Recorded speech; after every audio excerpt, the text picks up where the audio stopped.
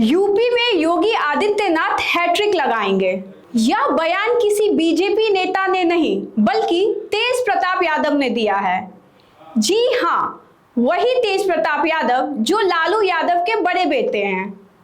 आपको बता दें कि कल बीते दिन तेज प्रताप यादव मिर्जापुर के मां विंध्यवासिनी मंदिर पहुंचे, जहां उन्होंने पूजा अर्चना की।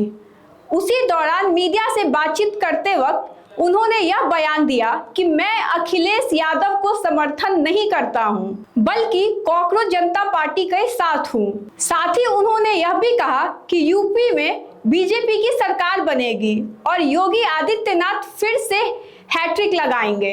एक तरफ जहां लालू यादव और उनके बेटे तेजस्वी यादव इंडी गठबंधन को मजबूत करने में लगे हैं और बीजेपी को सत्ता से हटाने में लगे हैं, वहीं दूसरी तरफ लालू यादव के बड़े बेटे तेज प्रताप का यह बयान उनके मंसूबे पर पानी फेर रहा है। तेज प्रताप के यह बयान के बाद राजनीतिक गलियारों में हलचल मच गई है।